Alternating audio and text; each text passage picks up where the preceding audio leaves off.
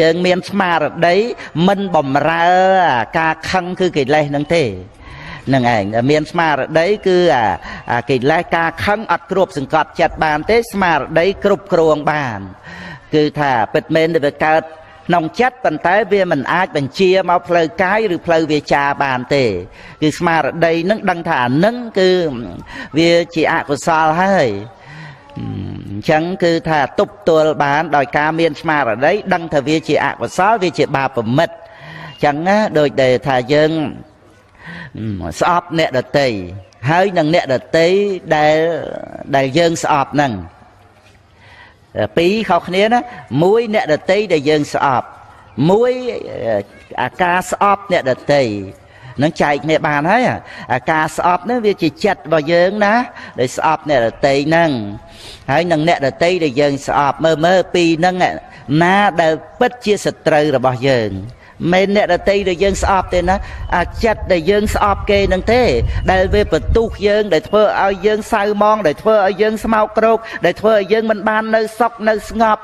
គឺរារាំងទាំងសមាធិរារាំងទាំងវិបស្សនារារាំងទាំងលោកុត្តរៈទៀតផង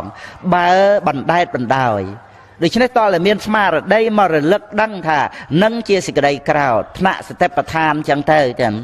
ទៅដីក្រោតអកុសលនិវរណៈហ្នឹងមិនគ្របសង្កត់ចិត្តនឹងឯងដូច្នេះកាលណាបើកំចាត់បង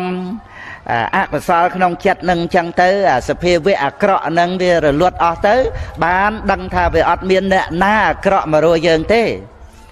អត់មានទេអត់មានទាំងបុគ្គលទៅទៀតវាមានតែរូបសម្លេងក្រិនរសផត្តពៈធម្មអារម្មណ៍ជាអារម្មណ៍នៃវិថីចិត្ត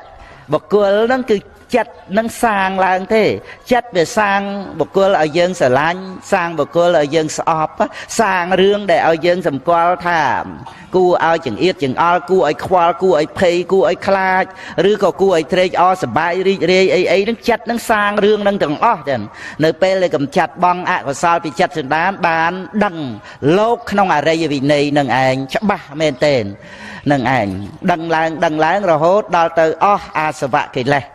នឹងឯងរូបសម្លេងក្លិនរសផត្តពៈធម្មអារម្មណ៍ហ្នឹងជាលោកក្នុងអរិយវិន័យទៀតជាលោកនៃការរស់នៅក្នុងគណៈឃើញគណៈឮដឹងក្លិនដឹងរសដឹងផត្តពៈហ្នឹងចឹងទាញមកវិញត្រង់ដែលថាពុទ្ធបរិស័ទយើងកាលណាបើយើងមានស្មារតីសម្រាប់ទប់ទល់ជាមួយនឹងអកុសលលោភៈកើតឡើងដឹងថាលោភៈទោសៈកើតឡើងដឹងថាទោសៈកាលណាបើដឹងថាវាជាអកុសលហើយគឺប៉ុណ្ណឹងពុទ្ធបរិស័ទយើងត្រូវដឹងពីគុណប្រយោជន៍របស់ស្មារតីដែលធ្វើឲ្យអកុ